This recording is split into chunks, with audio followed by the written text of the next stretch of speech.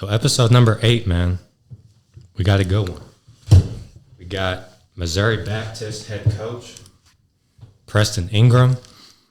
P, thanks for being here, man. The crowd goes crazy. Give him the hands walking in, baby. Give him the hands walking in. This is the first time I've ever used these. Hey, that's what I'm talking about. High fives, baby. Yeah. High fives. You see it. Give me that push down. Hey, crowd goes crazy. Crowd goes crazy. So for those listening that are living under a rock, apparently, that don't know who you are, tell us who you are, man. Give us your story. Take us through your journey. Oh man. That dates way back now. I mean, I'm an old time guy, you know.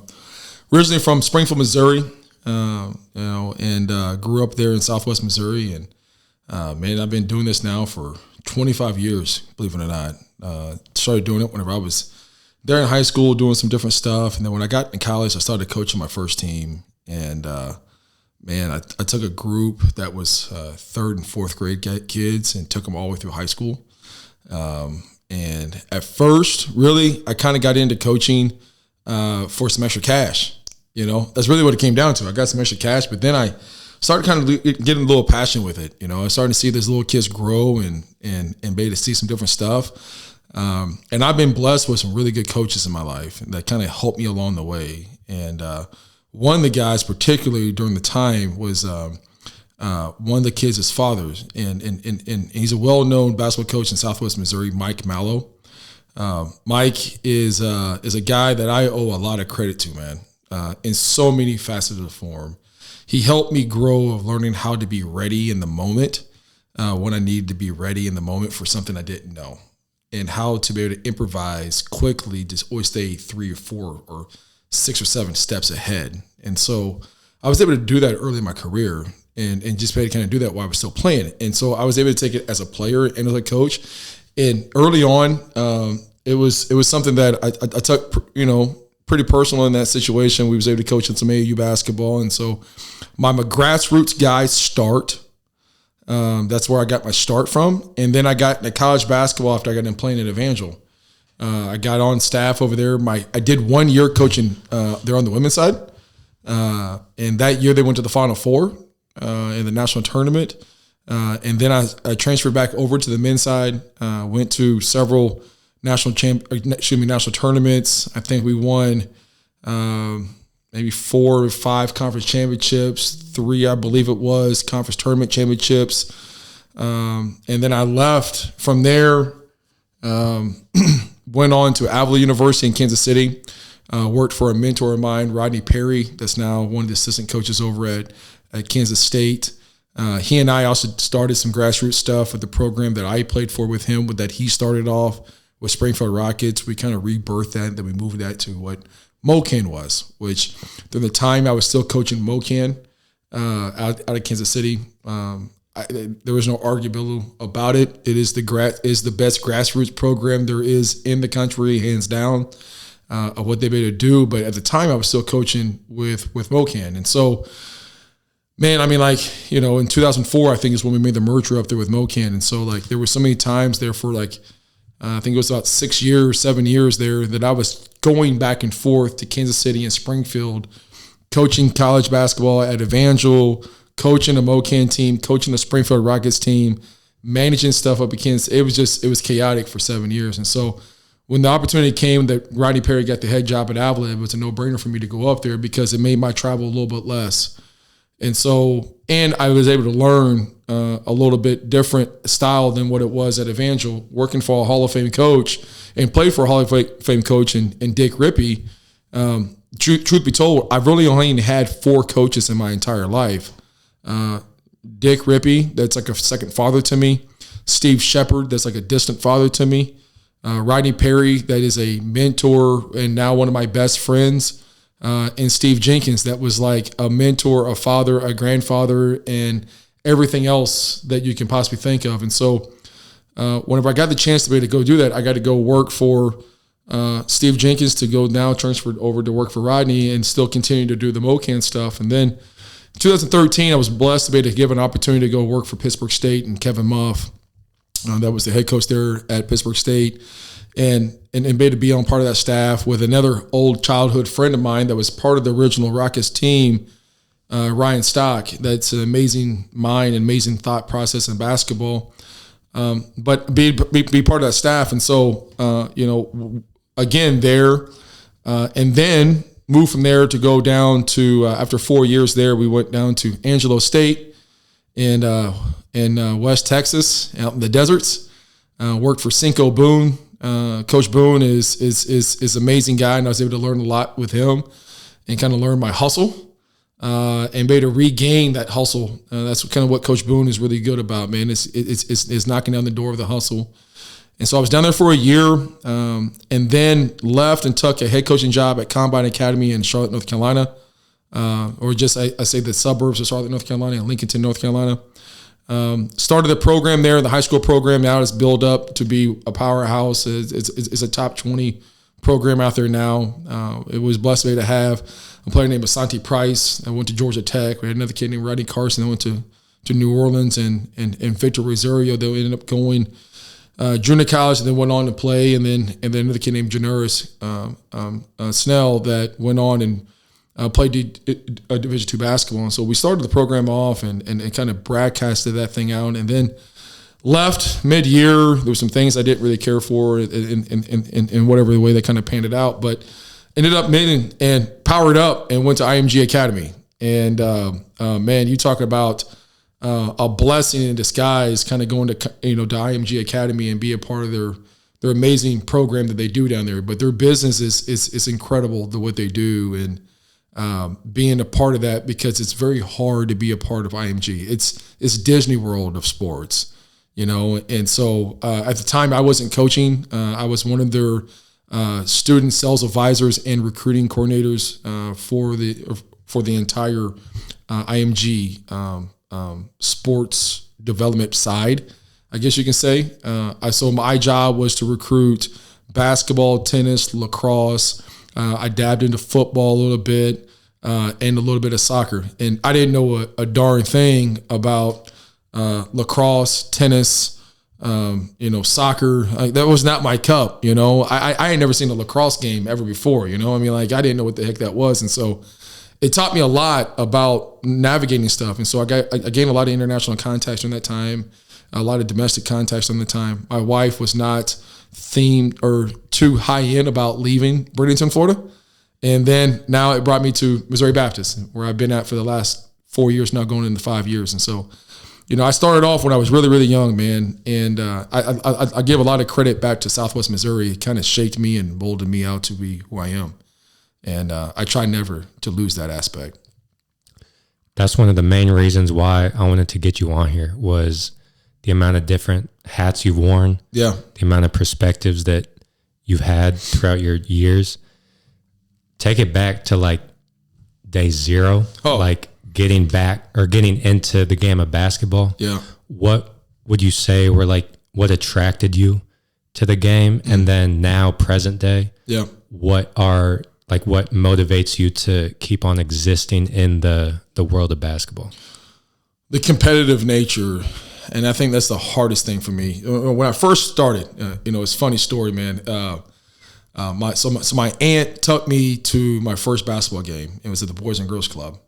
And I was playing, and man, they subbed me in, and I got scared to death, and I ran off the floor. I damn near pissed on myself, man. I ran back in this crowd, and I was like, man, I don't know. And but I was always really good athlete when I was a kid. I was competitive in the fact that I hated to lose. I remember when I was a kid, I was really fast. Track and field's probably my natural most best sport, but it was not the sport that I really gave enough love to. Basketball kind of had my heart. And so I was blessed to be a two-sport athlete in college. So I ran track and field at a high level, and I played basketball at a high level. And to be able to do that, it was the competitiveness into that. And so when I first started off, I wanted to win. That's what I did know what I wanted to do, but I had never really done it in front of a crowd. So like when I grew up, I didn't have a basketball goal. I had a street sign. So, you drive down the street and you have a speed limit 30 sign. So that was my basketball goal when I was coming up as a kid. So I would go out in the middle of the street and I would dribble and I would shoot over the top of a tree branch. And if I hit if I hit the sign, I got a bucket. But if I was inside the yards on top of the curb, there was a different hole that I had to shoot. And that's kind of how I learned arc and precision of release points and be able to get certain situations of how to hit a consistent target on shooting the basketball. So like coming up, I could really, really shoot it, but I couldn't handle the ball with a lick. Like I that was my fault. Like I could defend one through whatever, and then I could shoot with the best of them, but I didn't handle the ball very well. And that's an area that I wish that I would have done better. But like my down 0 though, man, like starting off as a player, it was the everyday to try to figure out what the next thing was. And then it was the competitiveness to be able to have that competitive nature to be able to say, okay, hey, can I figure out how to win, disadvantaged or advantaged? Like it didn't matter. Like I wanted to know whether or not if I can compete against the best on that situation. And I had a lot of hurdles and roadblocks. Like I didn't have a lot of necessary support in the fact of saying, hey, like you were just as good. It was more, are you good enough to play with those guys? And that was like, yeah, like it pissed me off a little bit, And so I had a little edge to me, but I didn't think that I ever got like expanding my true athletic ability in any way, shape, or form because I didn't have enough driving force behind it. And so like me and one of my best friends, Jermaine Johnson, like we would ride our bikes to, we meet at Missouri State and ride our bikes on in. And then, we go to practice in the summer over at Parkview High School where we ended up competing at. And then we ride our bikes home. And then we had another good friend of ours, Anthony Moore, that he had a banana grill bike, we kind of make fun of him a little bit, but like, we called ourselves MOBs, men on bikes. And that's what we kind of got around. But like, that's kind of how we did it. So like my first day 0 of coaching, it came into like, can I provide something to the young athlete that I didn't get? And then can I provide something to him as a blessing of what I did get? And then like, it goes back to saying, okay, part of the whole thing of like what's your why or why do you do what you do? It's because like it's my mission is not necessarily to go and be about me as much as it is about you and your growth. And then I factor out throughout the time of that, did I win in that or did I lose in that? And I'm very honest about myself. Like I try to, like I beat myself up a little bit because like my competitiveness is my greatest strength, but it's also my greatest weakness. And so like I win sometimes and then I get pissed enough to where I sit there and say, and I got to control that. And so that's where early on, I didn't understand that. I didn't understand how to control those two. Like I still treated like I had playing ability where I can go out there and say, okay, just move out of the way and I can go do it. Well, as a coach, you can't do that, right? Like I'm never going to make a pass. I'm never going to make a screen. And so like from day one, it was always a deal. And that's why I go back and talked about Mike Mallow was Mike really kind of stopped me every once in a while. And early on when you're on the board and you're in the middle of timeout and you're frustrated and your team's not doing something and you got a bunch of 4th, 5th graders, man, they're just a bunch of running around ants. Like they don't know what the hell they're doing. And so like, I'm trying to figure this out and I'm trying to sit there and I'll hit the board and then Mike grabs the board, writes something up, puts them in a simple action. The ball goes out there. They play, they score. He would stop him on my butt and say, hey, don't worry about it. You have the next one. And at the time I didn't know what he's doing. And maybe he doesn't even know this because Mike and I are still great friends. Like he's like a brother to me now, but like he's older and I look up to him as a mentor and he helped me captivate on learning on how to be ahead and not use the anger, but to channel it in the way that you need to, but then also to come back and give a positive reinforcement after. But have something that you know you can get to, that you can create success in small waves that ultimately end up making a bigger wave. And so you're 6-7 steps ahead. And so when you're reading the game and you're seeing what's going on, your play calls, your defensive actions, your defensive mobilities of what you're doing and how you're going to go about doing it, you're 12 plays in, but I'm 15 plays ahead about where the ball's going to happen and how this flow of the game's going to go. And so it taught me a lot. And so now what I try to go back to is to sit back and say, okay, hey, where's the success going to come from? Where's it not going to come from? And then I try to maneuver the chess pieces around, as you will, and try to figure out where the success is going to be at. And that's to be able to paint that picture and be able to see that, knowing what the outcome is going to look like, but to be able to find the megapixels of that. And we talk a lot of time, a lot of parts with our team about pixels. We say, what's the pixels? The pixels is ultimately going to determine the picture clarity. Here's the picture of this, what's going to happen. But these pixels that we're going to have are the small integral details that have to go in on a daily pieces. And that's what I learned as a young guy. Like from ground one to up is to instill competitive nature and competitive competitiveness, that you cannot success, or you can't have success by failure, but you learn a lot by failure. And then to be able to grow it up to where I'm at today is, after the 25 years, is that you're trying to figure it out. Now, I'm still trying to figure it out as we go right now. I mean, I'm having a conversation with our guys later on tonight. It's the exact same thing, but like we're trying to make sure that we cut down the chop blocks the entire time and focus on the small details. And that's what I learned so much at an early age, is to be able to carry that over. I think your point about being competitive is interesting. So in terms of on the court, yep, being competitive, how do you balance? So you want to make adjustments, but how do you balance being competitive, something isn't going your way, and like remaining the course versus overhauling everything? Yep. Because you want to be competitive, you want to win. And then off the court, how do you balance just life and hoops? Well, I think that's a great question. It's a tough balance between the two. I think when you get in a game situation, you try to figure out whatever you need to be to do. If it's not working well, if I got to scrap it and just go to something that's going to find success, then that's what we're going to lead to. Because that's ultimately what you're trying to do, is you're trying to game plan the game, but then also too within the game, what's the game telling you? Like some guys are on a game plan for the game, they're going to stay to the script no matter what. Where I'm on a game plan for the game, I'm going to have a script, but then if the script is not going well, you got to improv. And that's what I think that grassroots tells you, because in the grassroots weekend, you're going to have, like back in the day, it was 8 games in a weekend, right? Well, now it's only 5 games in a weekend. We got all this, health issues. Load management. Yeah, load management, all this other stuff that we say, all right? But back in the day, it was like you might play 8, 9 games in a weekend. If you go through the losers bracket, like you're coming back to the top, you're playing back to back to back to back to back.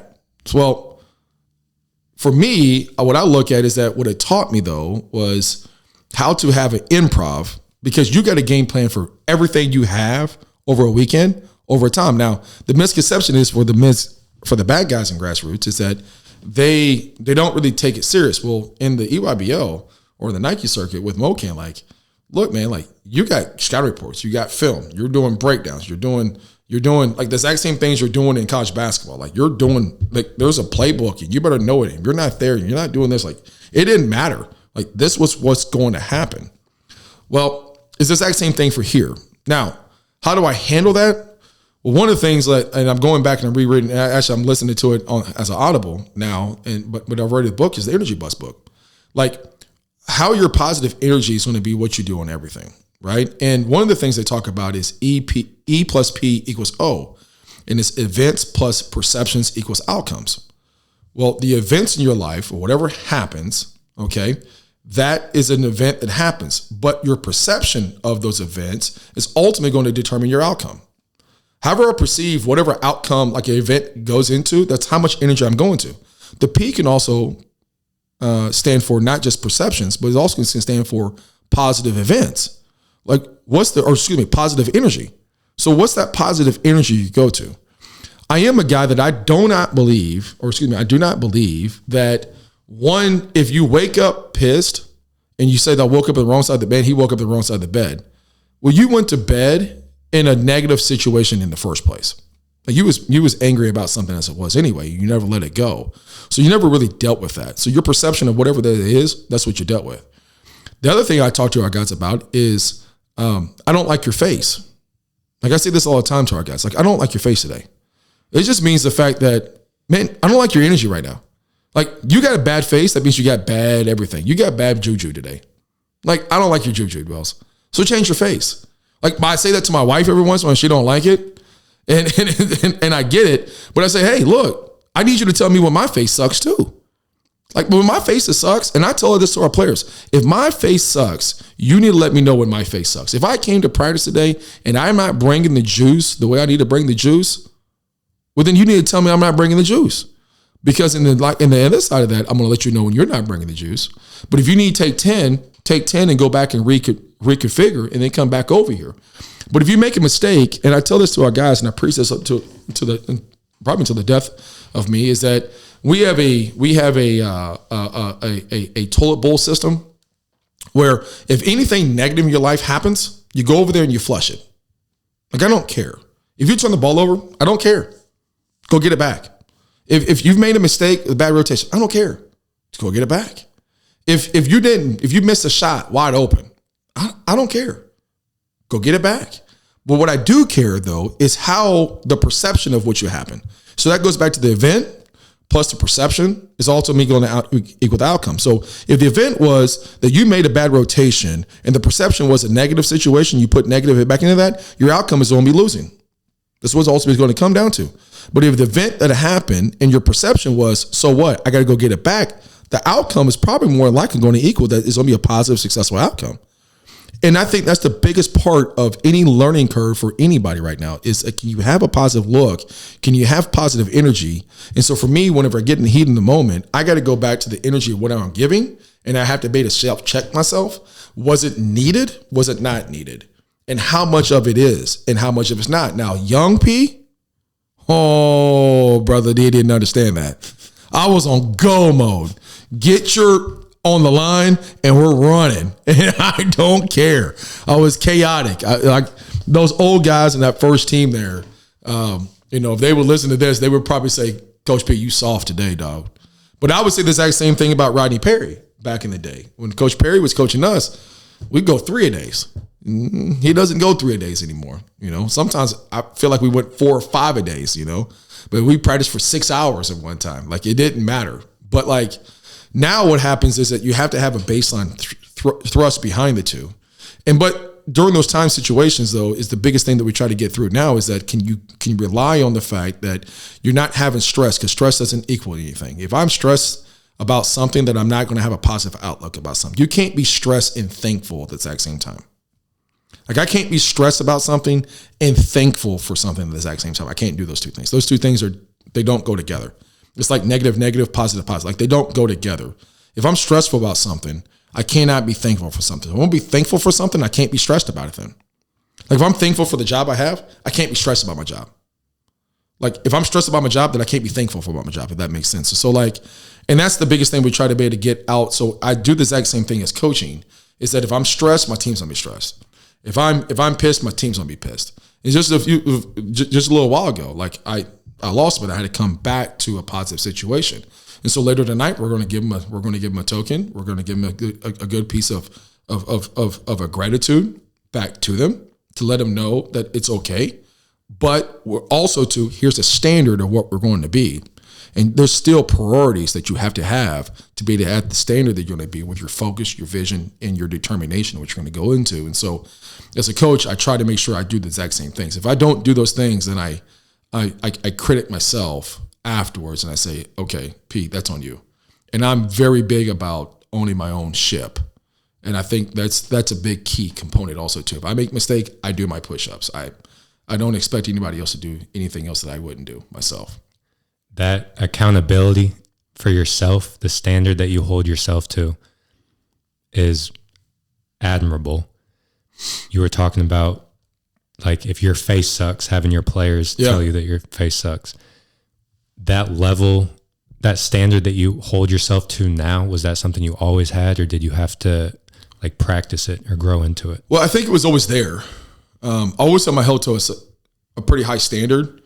Like I was never a kid. Like I never really, I got in some trouble, but I didn't really get in I wasn't a bad kid, and I never got into drugs. I never did any of that stuff. But like what I have learned, I've learned how to mold it to be better. Right. So like I had it in me, but I didn't know what it was.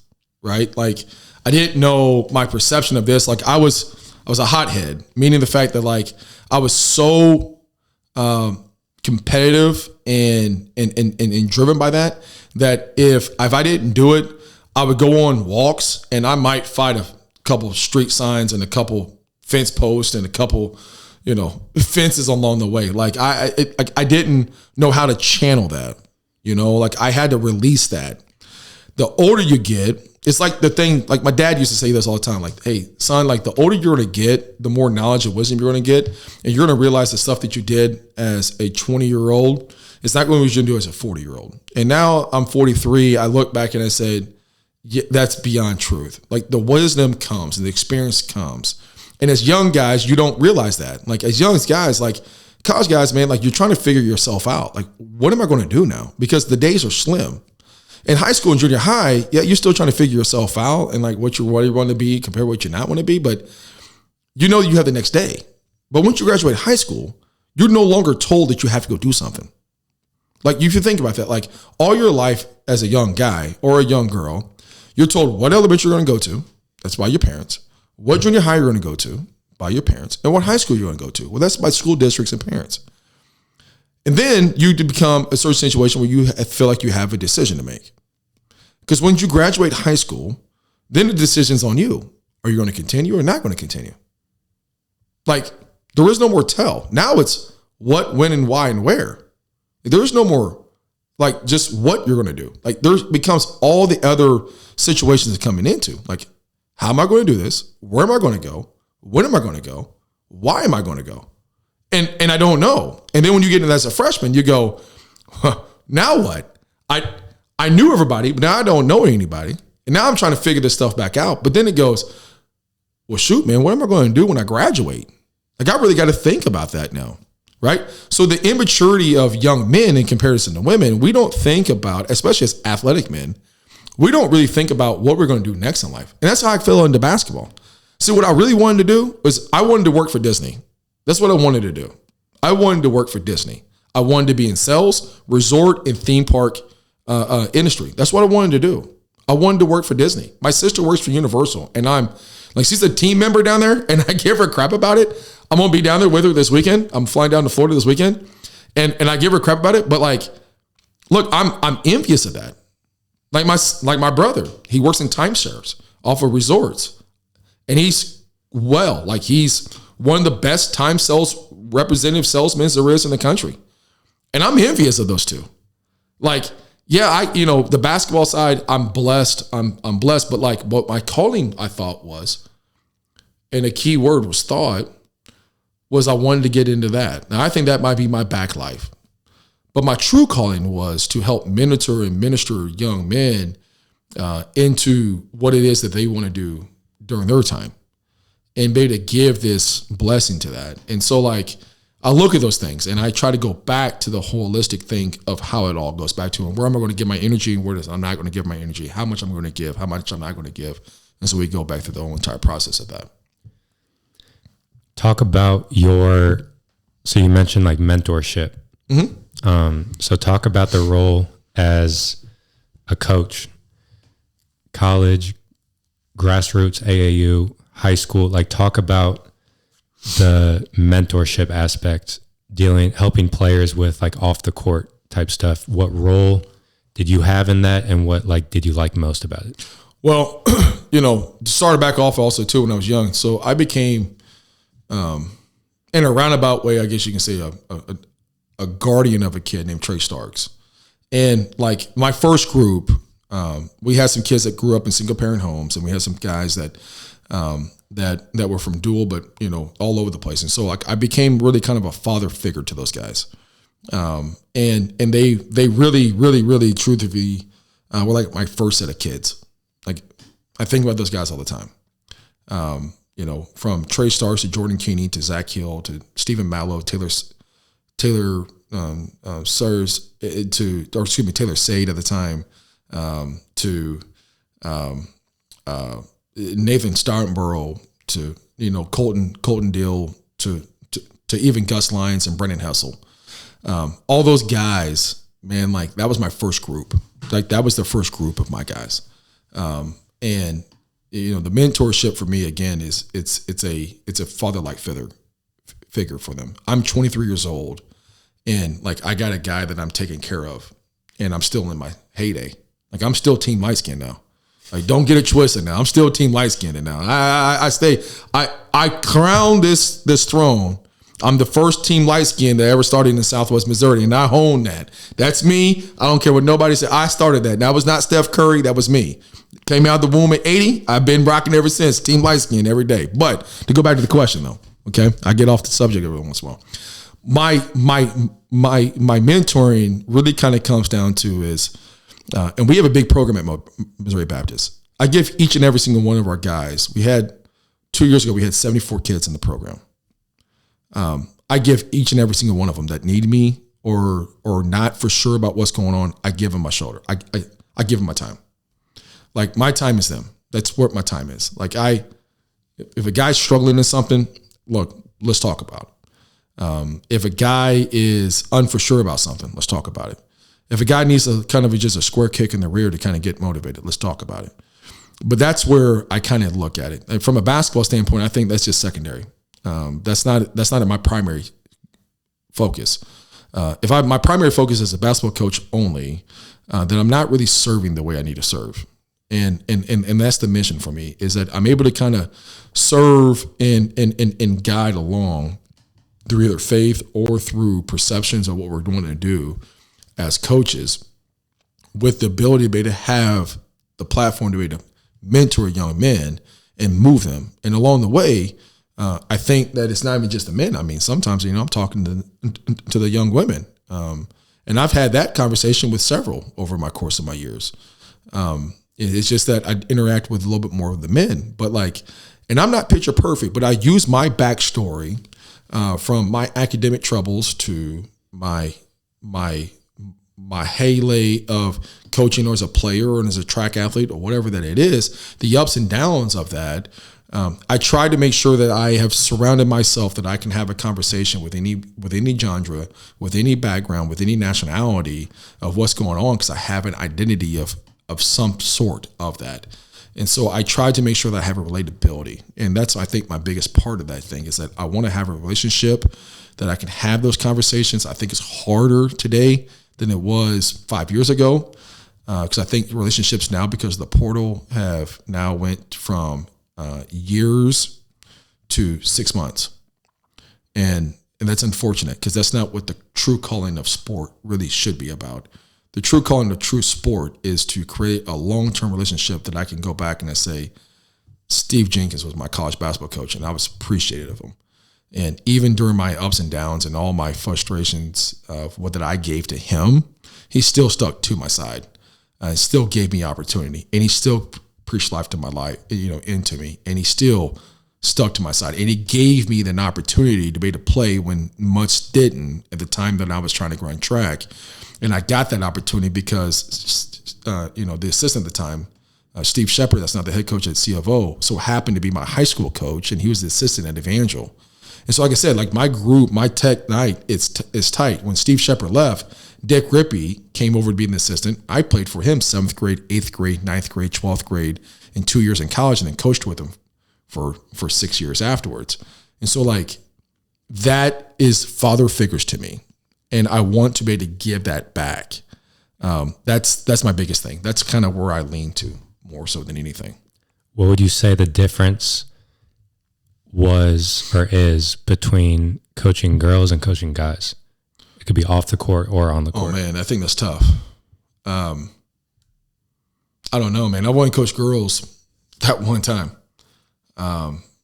And I think there's a fine line between men and women. I tip my cap to any guy that's coaching women. Now, I will say this though, and it's not because of anything else, just because of there's too many things that could go left or right when doing that. You gotta be self-conscious about going to the locker room. You gotta be self-conscious about how you're gonna speak. You gotta be self-conscious about how you're gonna handle. Women struggle with certain things, and then there's a fine line between of how you're going to be able to do that. I can call a dude, hey man, you need to go lose some weight.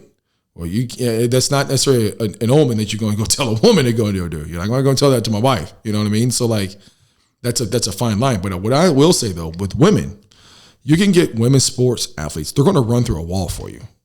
Like, they're going to run through a wall for you. Like, there is no debating. Like, you told them, this is what you want. This is how I'm going to do. That's what they're going to do.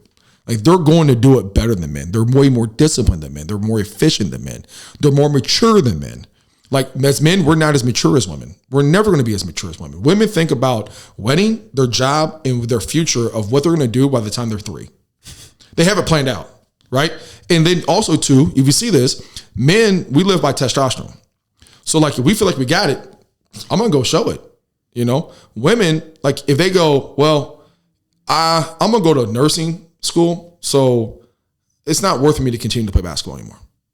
Like, the best player at pharmacy, like, she averages 40 a game.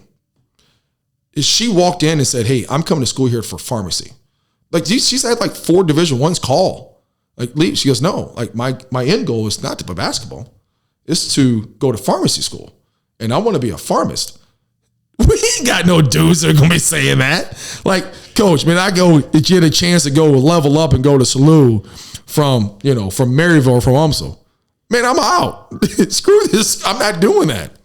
And that's what I appreciate so much about women is that women, they think more mature about what's going to be and less about what's not going to be. As men, we talk about going pro in something. And I say, my job is not make you a pro. My job is to make you a professional. That's my job. For you to be a pro, that's between mom, dad, and God. Either you are a pro or you're not a pro. Either mom, dad blessed you with some genes, and God blessed you with some talents and skills, because no coach has ever made that. John Calipari ain't never made a pro. Like, he's helped mold a pro, but he ain't never made a pro. Like, Trae Young was a pro before he went to Oklahoma. Willie Cauley-Stein was a pro before he went to Kentucky. They got molded while they were there, but no coach has ever made a pro. Like, I don't believe that. Like, the pro's already in that kid. You're just molding that kid and directing that kid and moving that kid, but the talents and everything, the genes are in there. And you and I are not pros. Like, athletically, like, we can go do something. Maybe we get a small contract overseas for a small smidge at a time, but that's not like a long life expectancy of being a pro. What I preach more so is like, let's be a professional every day. Like, how you're going to go about these things, and that's what women think of. Like, women think professionally long term of everything, and then what they're going to do in their checks and balances. And then, if they get to hoop, cool. If I get to swing a bat, cool. If I get to go hit a volleyball, cool. But if not, like, my wife, she was a volleyball player, a pretty good one at that. She tore her ACL. She didn't quite get back off of the deal. She's like, I'm going to go to nursing school. And now she's about to finish up being a practitioner. Man, I never thought about that. Like, I graduated with a business management degree just because they told me that was probably the best thing for me to go do. And then I went back and got my master's in human health performance, like the polar opposites. Like, we're not even the same, because I figured out what I'm actually going to be doing. But the whole entire time I'm sort of going, I still don't know what the hell I'm really supposed to be doing. So I think that's the biggest difference about coaching women, is that women, they think a little bit more mature. They're a little bit more exact in their exactness. And men, our testosterone won't always let us do that. So we kind of roam a little bit. We get a little mature. When our focus is not where it needs to be at. We go, girl chasing, or we go, I'm gonna go to school, but I'm never not going to school. If I didn't hoop, you'll hear this a lot by guys. If I didn't hoop, I'm probably not in school. And that's a bad omen. Like, that's bad. That's a bad deal that we have here in the United States, is that we don't push education well. And I'm a walking product of that. I'm a walking 1%. When I was in high school, I became academic and ineligible. I didn't play my senior year, but like 11 games. I was ineligible the entire first semester, and I only got back because I got lucky by doing credit recovery, and Dick Rippey helped me get back, and I had some other people in my corner to help move me along. Like, if it wasn't for that, man, I'm not graduating. Like, I'm getting held back. But as an athlete, you just kind of got pushed through, and we do that too much. Women don't get that all the time because they don't get all the limelight. It's like what you see in the WNBA. Those girls can hoop. Like, they can hoop. You look at, Las Vegas Aces right now, and they're playing New York Liberty. Like, them girls can hoop, but they don't get the notoriety for it like they do in men because of the showboat and everything else that goes along. And guys have a certain swag, they have a certain deal. Women is more sex appeal, but it's not necessarily something that you always do. And I think that's not right. That's not fair. It's actually wrong in so many different ways, because as men, we can learn a lot more watching what women can do and how they go about their professionalism and what they do. For me, it just wasn't a deal that I really wanted to coach women. It wasn't a driving force for mine. And I just, it's trying to be in that fine line between the two things and the crossovers in that situation. I think that becomes hard from men coaching women, from a sexuality standpoint, from how you're going to touch, to how you're going to verb, to a bunch of different things in that part. And when I was young on that part, I was not mature enough to be able to go do that. Like that was not my deal. I was not mature enough for that. So I need to stick to men. that was my biggest thing. Lesson learned. So you mentioned Trae Young, you mentioned Willie Cauley-Stein. Let's talk about Mokan, man. Oh man. So Michael Porter was on a podcast like a month or so ago talking about Mokan. Yeah. He said, well, one thing he mentioned was that he said his 17U year, that was the best AAU team ever assembled. I agree. So do I. He also went through kind of just like the grind, the Mokan grind, which you touched on a little bit. Yep. He mentioned like the thick ass playbook and 2-a-days, 3-a-days. Take us through like a day, like just one of those Mokan grinded out type days. Man, let me tell you, those were some of my funnest days. Some of my funnest days, because every single person there has a goal. You know, they all want a certain common goal. They all know what they're there for. And so, like, to get them motivated, you never had to do that. You just had to kind of direct the rat race a little bit. Rodney Perry is the GOAT when it comes to grassroots basketball. Like, I don't know if there's anybody else that's accomplished more than what he's accomplished as a grassroots basketball coach. And it's showing his dividend now at K-State. Like, he operates all their offense, or majority of their offense. From an offensive playbook standpoint, from a practice, in that podcast, he said his AAU practices were probably harder than anything he's ever done in the NBA or everything that he's ever done when he was in college. Like those days were incredible. Like incredible. Like I can't even begin to tell you the level of competitive nature in those practices. I mean, like you might, Friday you got one practice. Saturday you went twice. Sunday you went twice. Sometimes on Saturday you might go 3 times. It just depends on how it was. Guys flew in on Thursday. They stay the night. You practice Friday night. You practice twice on 2 or 3 times on Saturday. You practice once or twice on Sunday. They fly back home. And then you did that for the first 3 weekends. You're probably going to get our Mokan teams. When Rodney and I was coaching those teams, Coach Perry and I had, 75 to 80 plays that we ran, and every single one of our guys were thick to know that. The playbook was no exaggeration. It's in my office. I have 2 of them. They're about this thick. There's counters to each and every single set. And every single set has a certain situation for a certain player and what it's going to end up doing and how it's going to be. Everything was very directed to be exact. Both of us are big exactness guys, so you need to be exactly exact. We don't like gray area. We're very black and white in what we do. The rule book from a defensive aspect is black and white. This is what it is. This is what you're going to do. This is how it's going to be. If you can't get this done, this is what we're going to spend the next 3 hours on. The practices sometimes lasted between 2 to 3 hours, depending on the day.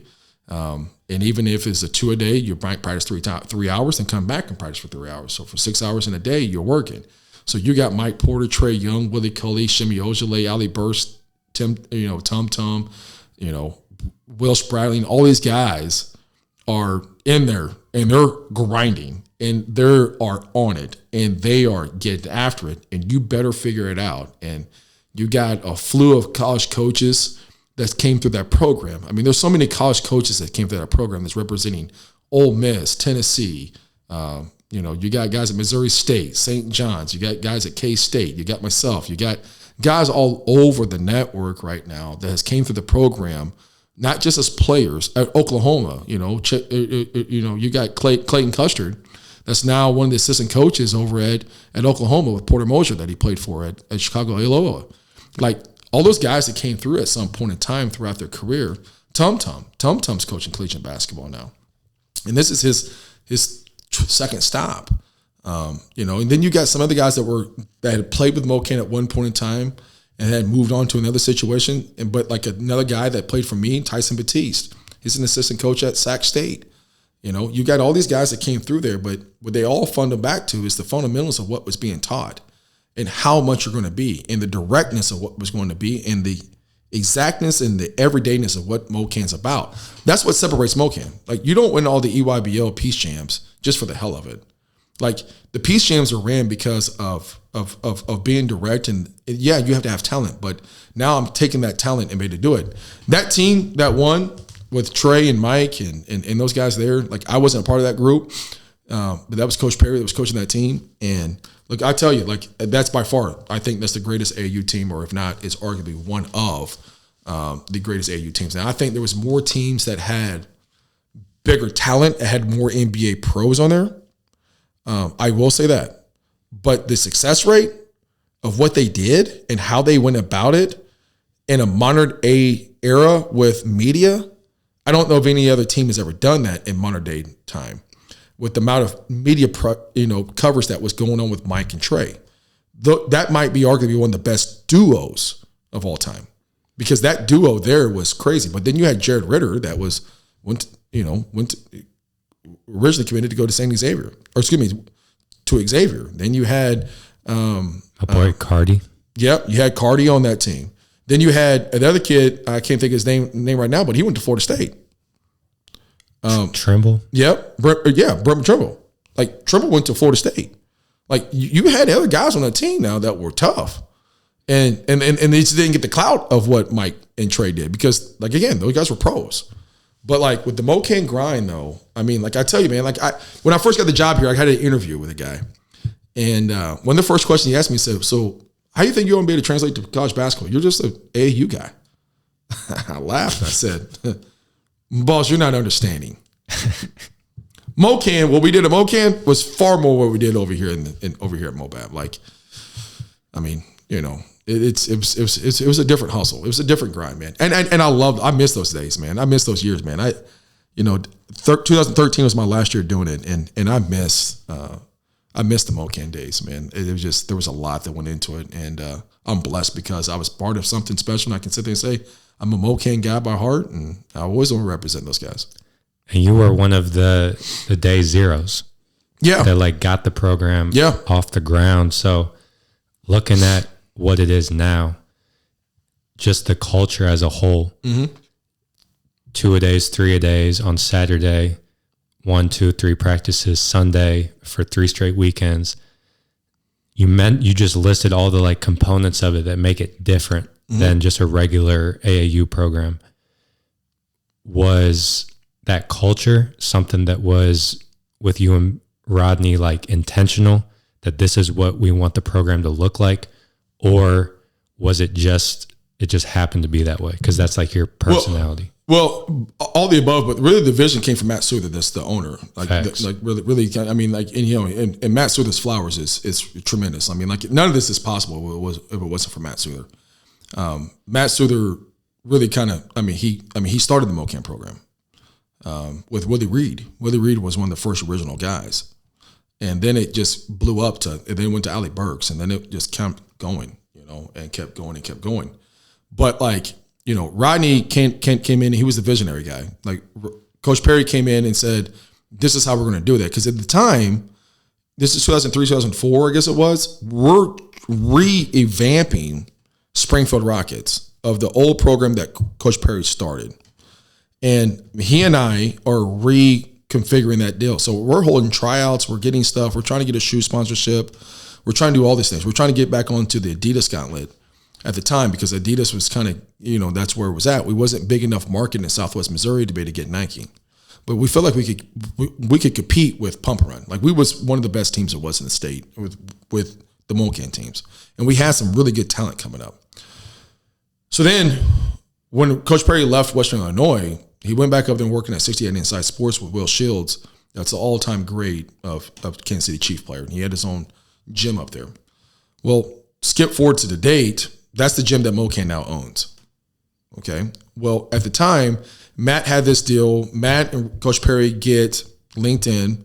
And then I get kind of brought in on the backside of this thing, and then like kind of say, okay, hey, here's what we're going to do. We have a Springfield Rockets team that's going to be Springfield Mokan, like the Mokan Rockets, and then we have the Mokan Elite teams, and the Mokan Elite teams are only nothing but true elite teams. So 17 elite, 16 elite, and that's all we started off with. And then we went down to 15 elite, and then we got down to 14 and 13 elite years later.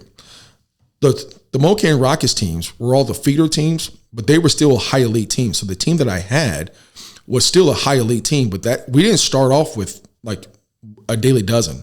It started off only with the elite of the elite, and that was it. And then it broadcasted to this entire organization, like multi-million-dollar facility thing that they got going on now. That is way out of the way. I mean, they've got strength conditioning, they got visionary coaches, they got health nutritionists, they got the whole entire kit and caboodles. So these guys are getting prepped for Division I basketball or for college athletics at any level, but they are getting prepped every single day of what they do. I mean, they got stuff that I have in my athletic training room or that I don't have in my athletic training room. They got guys that come back in, they got chiropractors, they got doctors, they got the whole entire deal. And I walk in, I go, what in the world? Like, that was not what we had. We were staying over at St. James Academy, or we was doing over at downtown at the old Mokan facility that was there in Westport, in an old back church that had a small little floor, and we got 45 kids running around in, you know? And so or we did it at Avila. But as it progressed now, it's a whole entire different thing. And so a lot of that credit goes to Matt Souther and Rodney Perry. And then, you know, at the time during those days, Jim Hubert was a big voice in the deal. Drew Moultris, that's still with him now. Drew is a big visionary with him. Dave Milliron, it's been with him from day one. Dave was actually at Neosho County as an assistant coach with Jeff Gill whenever I was at Neosho County. And so Dave and I go back, you know, almost 25 years now. And so the foundations of one of the other, it's really, I mean, there was a lot of hands that went on to that thing. The teachings really came from Rodney. And then the backside teachings that capitulated between Coach Perry and I in the early years. And then we kind of just grew it out as what it was. And so he had 16, I had 16s, he had 17s. And we just kind of kept on moving that thing as we continued to go. And by the time it really kind of got going is whenever I left and went to the NCAA. And when I left, I never went back to be able to coach. I've been moving ever since. And so, but I'm still from a distance afar, involved into what they do, but I'm not necessarily in the program. I'm not, they're not calling or anything of that nature on that situation, on that part. A lot of stuff still introduced through Rodney's teachings, and now through Matt Souther's visions of what he wants to do on that part. But it's, I tell people all the time, they are Pepsi and Coca-Cola, and everybody else is Mr. Pibb. That's just what it is. They are Pepsi, Coca-Cola. They are a brand. That brand is marketable. It is double stamped. It is a tradition of what you see. When you see the Mokan walk in the gym, you go, oh, shoot. It's you, everybody else that walks in that gym, you go, man, I ain't worried about these dudes. When Mokan walk in, you know exactly what you're going to do. You better be on your pips on that deal. And I think Mokan really kind of transcended into the EYBL because there's a lot of guys now in the EYBL that I'm seeing that when I go to the events and watch the teams play that they've got to execute at a high level. They know what they're going to have to be able to do or to be able to compete, to be able to win. It's not just talent anymore. It's you better execute on those things. And I think Mokan is kind of transitioned into that for sure. So you're coaching Mokan, and then you end up leaving to go NCAA, coach there. When you got the offer, was that just a no-brainer, or did you have to think about it? Leaving Mokan to go? Well, I had to think about leaving Coach Perry. Mm-hmm. I didn't get the offer until August. Okay. And school starts in 22 days. I don't start at Pittsburgh State until August 15th. Whenever Coach Muff and Ryan Stock called, was talking about me coming aboard, I talked to Coach Perry and I said, Coach, I mean, look, man, I'm not leaving you 20 days out. And this kind of speaks on the behalf of Coach Perry. He said, no, you're taking it. And so we're at a Springfield Rockets reunion in Springfield. We have all the former Rockets, and that bloodline dates way back. From the group that I played with, that was the original, all the way up until, from 90, I guess it's like 91 maybe to or 92 maybe, I don't know, one of them 90s to like 2006. So we had all these teams, all these guys are over at a parent's house. And so I get a phone call that night, and Coach Muff offered me the job officially. And so I said, I took it, and I was really hesitant about taking the job. I really wasn't sold in the fact that me leaving Coach Perry at the time, because I really value Coach Perry. Like his mind is unbelievable. I still call him today to kind of pop things off of him all the time, and I'm really still heavily involved with him. But I really wasn't trying to leave. Like, it was a no-brainer to take the job, but it wasn't a no-brainer for me. I'm a very loyal guy, especially somebody that's been loyal to me and given me so much opportunity of what he's given me. And so it wasn't a deal. But when I went to Pittsburgh State, I got there, man. I got to work for Kevin Muff. We won we won the first ever conference tournament championship in Pittsburgh State's history. The MIAA in 2014-15, and that was amazing to be a part of. We got the first ever top 25 ranking ever in school history.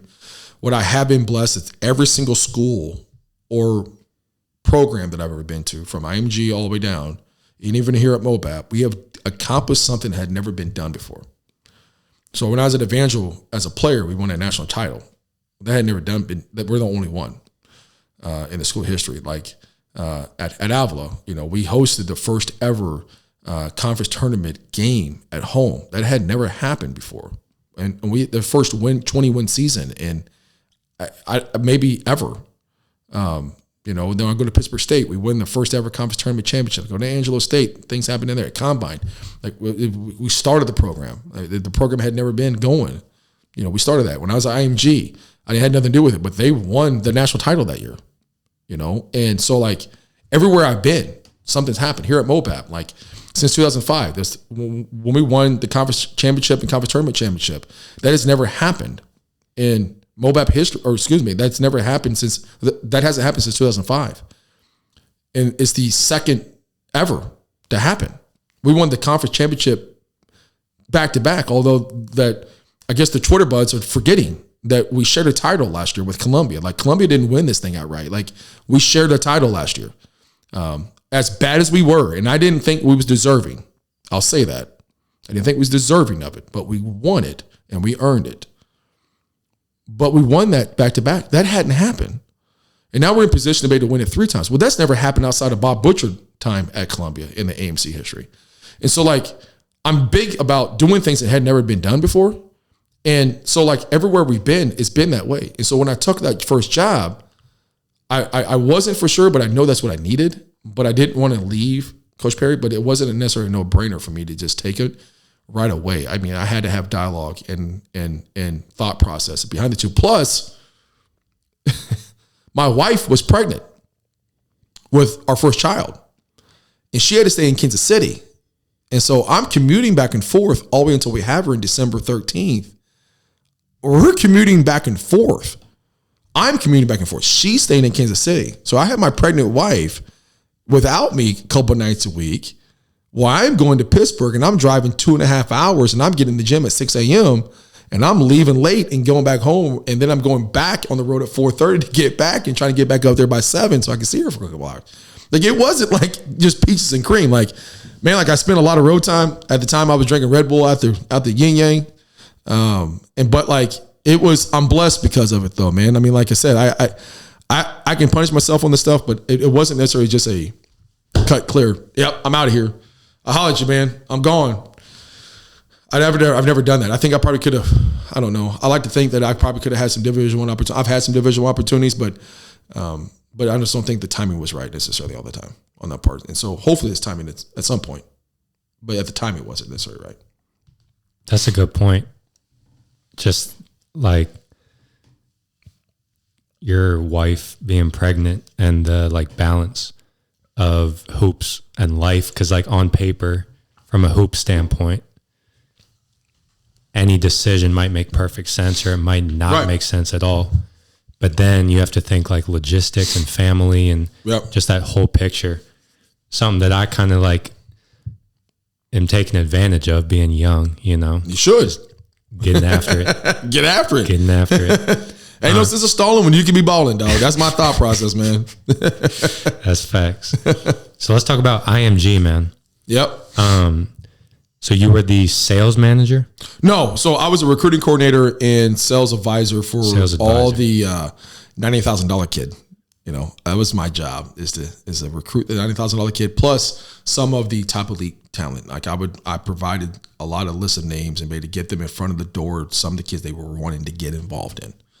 And so there was a kid they wanted to get involved with basketball. Like I provided a guy, like the number 2 point guard in the country was out of Louisiana. Like I know the guy down there. So I got it in front of him. So that was my job is I kind of did that. And then I recruited players to the external sports. And so each program there has their overseer and then they have their own individual recruiting coordinator. I was a distant that was over every sport. So like there was a panel of 6 of us and our job was to recruit all sports. But then they kind of limited me down into where my expertise was at in basketball, a little bit of football, and then I got to dab into lacrosse, tennis, and baseball, soccer, I guess you can say, also too, and a little bit in that. But like I dabbed into those things, so like that was my job. Like I sought after players looking to want to come, and then I basically took them on tours. I sold them what was going on. I recruited them into school, but they're like. IMG is a different deal, though. Like, it doesn't matter how good you are. I think that's a big misconception about IMG. It doesn't matter how good you are. It's academically driven. Like, you have to be academically good or to be able to get IMG. It doesn't matter if you're the number 2 player in the country.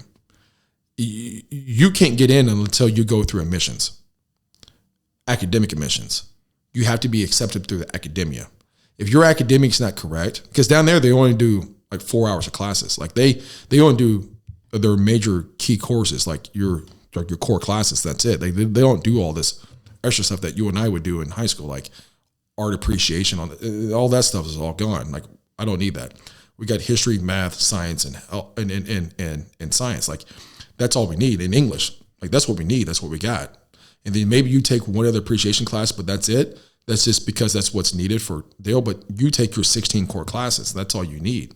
So when you go into admissions to college, they don't really care about what the hell you did in team sports.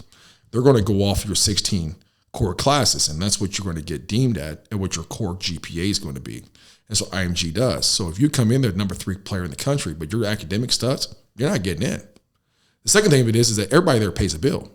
Everybody. You're from $110,000 to maybe the best player gets, only paying $10,000. But everybody there pays a dollar amount at some point.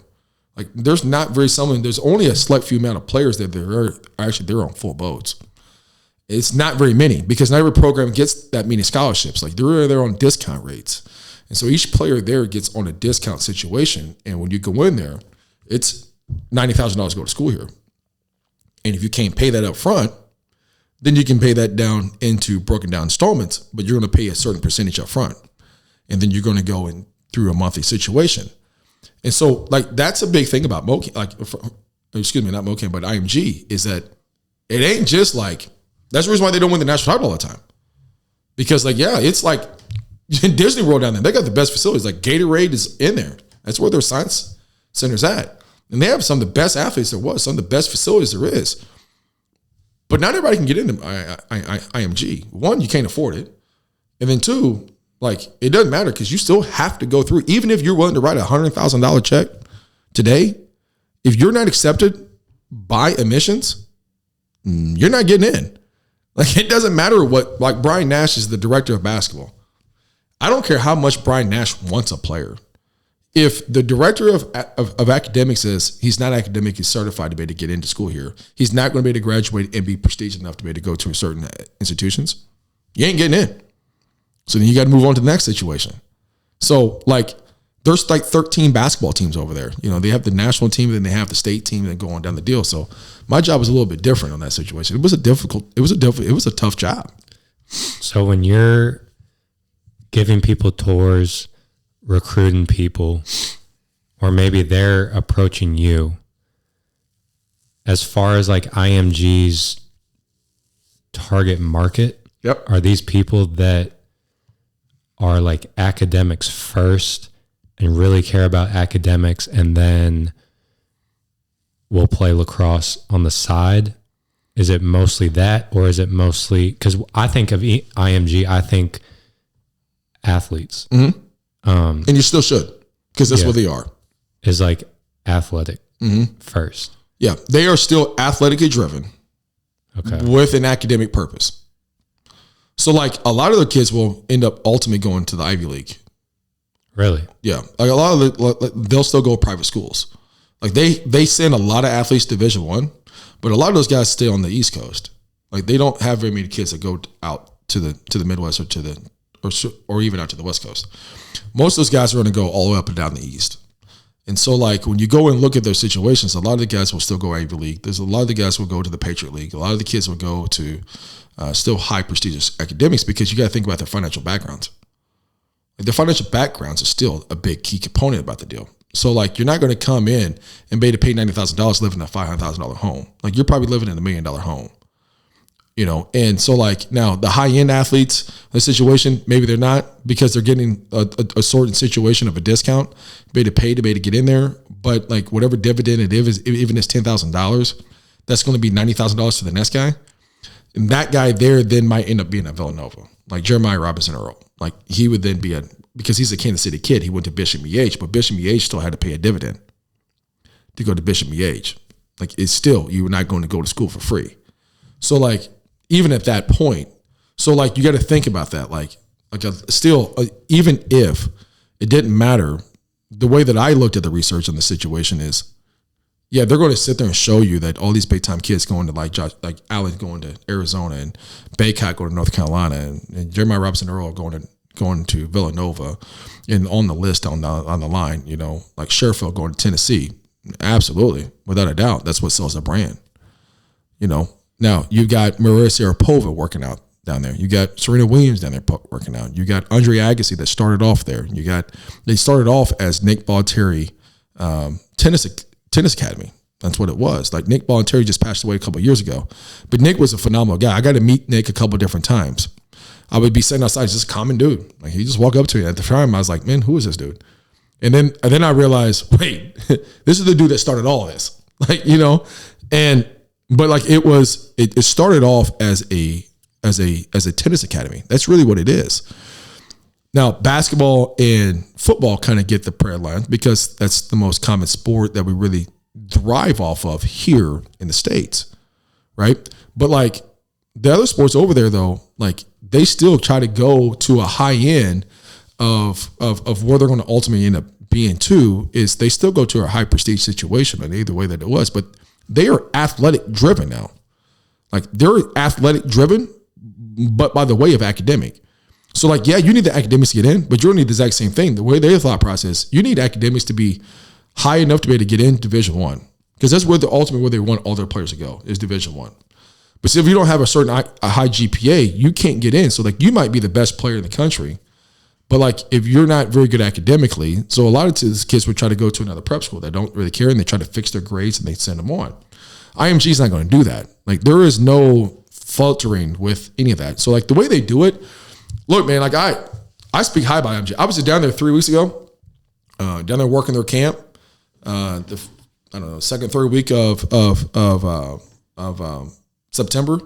I was down there for 3 days, and look, man, like I live and die by IMG, man. Like I think it's the best of the best, without a doubt, and it's because of the way they go about doing it. They don't just do it. Yeah, there's a lot of money that comes through there. Yeah, there's a lot of big time athletes in there. Yeah, everybody's in there athletic driven. Yes, it is the cream of the crop. It is their Harley Davidson of their world. But like, it's still certain things that still go into that deal. They go allowed doing it. Like one of my best friends, his girls are down there playing soccer. You know, but like I said, they all have a handful of guys down there. They're on full boats, but it's not like everybody down there on the full boats. Like on that national championship team, there was still a handful of guys still paying money to be part of that team. Do you know what their thought process is for just doing the 4 core classes? Because that's all you really need. But why don't other high schools do that?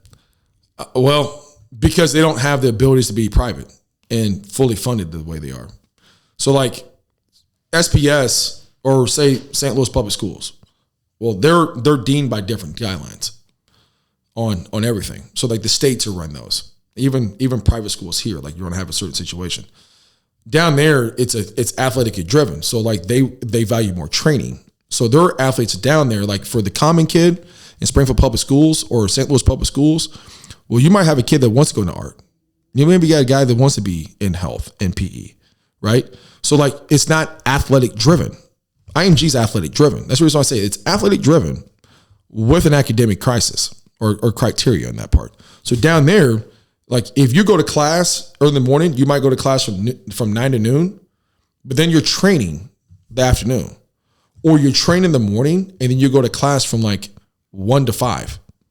And then you train again. So like they train. So when I was at Combine Academy, we did the exact same thing. We trained in the morning, and we went to class, we trained in the afternoon, and then we train again at night. So you got like 6 hours of training. That's the reason why their athletes are so damn potent, because they're training nonstop on their craft. They're lifting weights. They're meeting with their dietitians. They're meeting with their vision coaches. They're meeting with their mental health coaches. They're doing their individual skill training, their team training, more individual skill training. Like they're training throughout the whole day. You can't do that in public schools because not every kid's gonna be an athlete. And that's the reason why we can't do that, because the focus for them is supposed to be academic, not athletic. Down there, it is athletic with this is what you need to go to college academically. So that's the reason why, like, they look at your core classes down there, and that's all they really care about. Where public schools here, we're not driven by that. Private schools here, we're not driven by that. Private schools, Metro or Chaminade, and you're not driven by athletics. Athletics is a key component at Chaminade. But like, even though if Frank wants to sit there and say, I want to practice 3 hours a day and I want to practice 2 times a day, like he can't do that. It's not that. There's academic that goes along. They're academic driven with athletics involved. Down there at IMG, it's nothing but that. Combine Academy, nothing about that. Mountain Verde, it's nothing about that. So they do the academic criteria, what you need to be able to get into college, but then everything else is about training. And they train, and they train, and they train. And that's what they do down there. They train nonstop. So you have no choice but to get good, because that's all you're doing is training. If you take advantage of it the way that you're supposed to. Do people ever go to IMG? Like, do you have to play a sport to go there? Yes. Got you. You cannot just go to IMG just to be a student. Got you. You have to play a sport.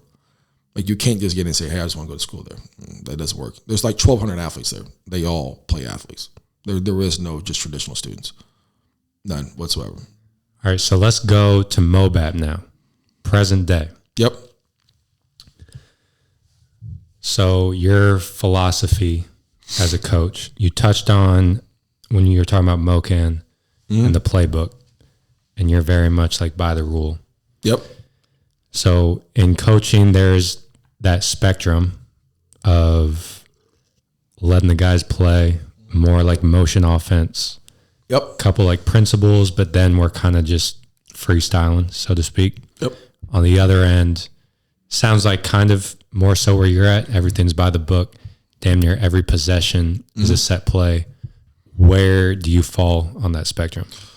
On both sides. We have opened up the can this year to let them kind of play. You said this year? Yeah. In the last years, I've kind of given them some freelance.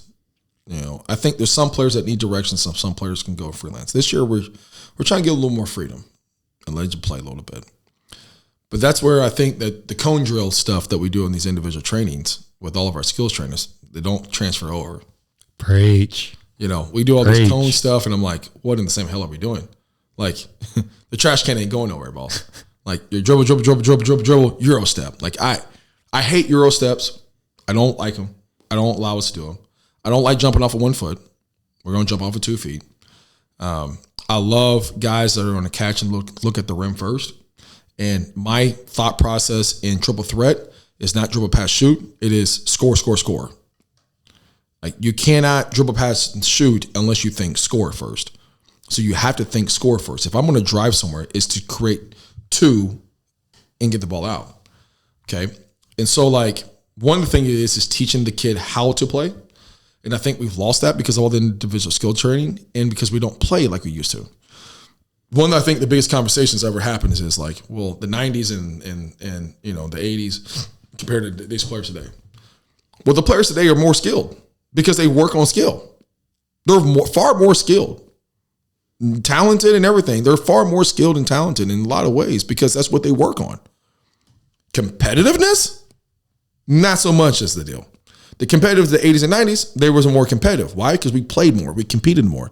Well, you had to be able to build your own brand. And so, like, one of the things that we try to do is that we say, okay, hey, all right, I'm an exact guy. I'm an exact guy. I don't like the gray. I like everything to be exact. Like what I mean by that, I tell them, know your no. Know your no. You already know what you're supposed to do. So know your no. And then be exact by it. I want you to be great at that. Like, if you're not an athlete, if you're an athlete, don't be a shooter. If you're a shooter, don't be an athlete. Klay Thompson's not an athlete. Like, he's not athletic. Like, I'm going to go baseline. I'm going to go put somebody in the rim. Like, leave that to James Wade or Andrew Wiggins.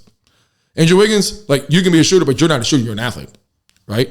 So, like, be who you are. That's what I want you to be. So I want you to be exact in that. We open it up, but we still run a handful of plays. And I'm going to call something out because I want the ball to be in certain spots. And I want the ball to be in certain situations on that part. And so within that, though, nothing happens. Then I want you to be a player. I don't want you to be looking over me all the time. So like that's where I said early on, I said, I don't care if you make a mistake. I care about what's going to be your perception about it. What's going to be the outcome? Like, go get it back. If you turn the ball over, then that was what the event was. What's going to be your perception? What's going to be the outcome? Right? Now, if we keep on going this back and forth and we went 9 possessions in a row and we ain't scored, yeah, I'm taking back over. Like, you know, Houston, we got a problem. Like, I'm calling back in and saying, hey, knock, knock. Yeah, whoo, stop. Like Jadis the last couple of years or Jamari, right? You know, I think both those guys will probably tell you, man, I ain't playing no games. I ain't playing no games, not near one bit. If you ain't getting what I need to get done, then I'm going to take care of it. And I'm going to end up holding that situation. I'm going to sit there saying, okay, hey, stop. Well, that's my job as a manager. It's not necessarily so much as a coach, the managing the game, managing what you're going to do, and then put you in the successful spots, and then give you a little bit of leash and then bring it back. A little bit of leash. It's like, you like to fish? Mm-hmm. Okay, I love bass fishing. I love bass fishing. You're striping the sides. I'm striping back. I'm striping forward. So my dad always used to tell me when I was fishing with him early. He said, man, you fishing from the back. What fish you going to catch? The ones that he left over? You got to stripe from the front. If you're in the front, you need to be in the lead. So I mean, you stripe in the front and you stripe behind. So anything that you didn't get in the front, go back and go get it before the guy's coming back up and be to get your loose articles. And I think that's the exact same thing. So like if I'm sitting there going, I'm sitting there saying, okay, I'm gonna give you some freedom. But if you're strong in that freedom because you can't make a read, well, I can't be hard-headed and I'm not gonna be dumb. We're gonna have success. We're gonna win. So I'm gonna end up playing in both sides of this thing. So I want you to be able to make a play within what we do, but I want you to be able to run what we do. And if you can't do either or, then that becomes something that's a hard tap on that part. So I'm in that middle. Like I'm gonna call something for you to go, but I'm working on a little more freedom. I'm trying to be a little bit better with this. Coach Taylor, my assistant, and Coach Forrest has been working on me pretty hard about running some stuff. And so look, I'm doing okay.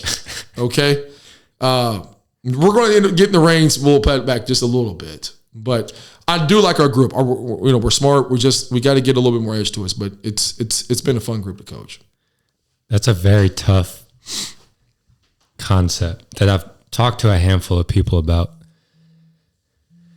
because some players, what time are we at? No, you're good. You're good. Okay. You're good. All right. So like some players, if they get put in a box, and they feel too constricted, yep, it affects their confidence. It affects everything. And so they're not as effective. Those type of players thrive on freedom and like knowing that the coach trusts you to go make a play and go do you. It's difficult though, because as a coach, like if a player is out there, so let's say in a game, you're coaching a player and they turn the ball over and they do this and that and they mess up like 2-3 possessions in a row. Mm-hmm. Especially in college, like when every possession matters, there's not a whole lot of room for error. So it's tough as a coach to be like, okay, well, if I just keep on letting him mess up, eventually he'll understand that I trust him and then he'll level up. Right. It's a very tough like balance. It goes back to relationships though. Mm-hmm. You have a relationship because the players got to be able to see that you have the best interest for them. And that's hard in the very beginning. Like we do an analogy saying, hey, do you trust me? And said, yeah. I said, you sure you trust me? He said, yeah, okay. Well, I'm never going to ask you to do something you can't do. I said, okay. I said, you sure you trust me? He said, yeah. I said, okay, go. Run over there and knock down that wall. I need you to run over there and knock down that wall. The player looks at me like, well, I need a sledgehammer or something. I said, no. You trust me, right? I said, yeah. You believe in I'm never going to ask you to do something you can't do. I said, yeah. I said, okay, cool. I need you to run down there and knock down the wall. Come on, let's go. Like, run over there and knock down the wall. So the kid runs over and he jumps in the wall and jumps in the wall and jumps in the wall. And he sits there and says, and he looks at it and says, okay. And he kind of gets back. I said, wait a minute. I said, I never asked you to do something you cannot do, but I'm also going to challenge you to think a little bit. Because I don't like the word thinking and thought. I hate the word thinking and thought. That means you're making excuses. If you say, coach, oh man, I thought you said, or man, I'm thinking that you said, man, stop that. You're making excuses the reason why you didn't do something because you're not paying attention. So I need you to know and understand, react. So I said, you trust me? Knock down the wall. He said, no. I said, okay, watch this. I'm going to go knock down this wall. I said, no, I need everybody back up. So I get everybody back up. I said, now, pay attention to this thing. I'm only going to do this one time. I've knocked down this wall 3 times now, and I've got to call somebody over here to go fix this wall. So watch this. So I took off running over the wall, and I run over there and I stop, and I just knock down the wall. And everybody goes, wait, what? And I said, think about this. I said, I'm never going to ask you to do something that you cannot do. But I am going to sit there and say that you can go and knock down this wall if you trust and believe and trust the process of everything. But you got to be able to understand the intellect behind everything. It's the exact same thing as coaching. I have to figure out how to knock down this wall by how much I'm going to give and how much I'm not going to give. And when I'm going to give that to you, cool. But if you running out of the way and you have nothing else to be able to go to be able to knock down this damn wall, okay, what am I going to do? Well, I got to show you a tool on how to knock down the wall. And then I bring you back. And then I say, okay, hey, cool, you got that? Great. Now go do it again. Okay, now you messed it up again. Okay, then you ain't hearing me. You're not hearing to apply. You're listening to move on, right? So like either I can hear to apply to what's going to happen, or I'm going to listen just to move on. Those are 2 different concepts. That's what we do as young kids. We listen to move on. So I say, yeah, dad. Yeah, dad. Yeah, dad. That's my son. Yeah, dad. Yeah, dad. Yes, sir. Yes, sir. Yes, sir. Yes, sir. Yes, sir. Like little son of a, I'm going to kill you, dad, dude. Because now you're starting to piss me off. Yes, sir. I'm sorry, sir. Yes, sir. And my daughter does the exact same thing, but we're just listening to move on, right? When we get older, we learn then to hear and apply. Now, sometimes as parents, as the kid gets older, and I was guilty of this, my mom and my dad would tell me something, and I would hear, not to always apply, but what happens is that been embedded in my head. So later in life, I then can circle back to this and say, I see it now, right? The application of the appliedness might come later. What we try to do in the very beginning is trying to instill for the apply to come at some point, we hope. Now, can every player do that? No, because I think it goes back to the skill sets of what they're trying to do. The dribble around the cone and the Euro step and the sexing and the 1 foot and all this other stuff, that's great. That looks good.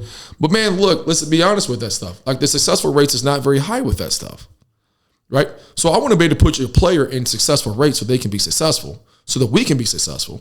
So ultimately, we have the exact same collaboration, what we need to do. And that's our whole thought process over there. I don't talk about culture.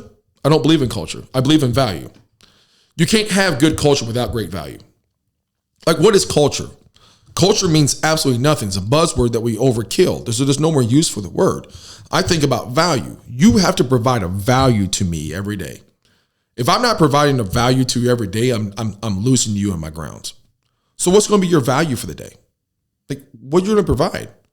Like, if I'm not providing a true value to my wife, we're not going to have a very good, happy marriage culture because I have no value for that. If I'm running around and doing dirt and doing everything else, I don't value you as a person. I don't value anything you do. I have to have great value. So what's my value? So we talk about value and value of structure and value of what we're going to do and value of pixels.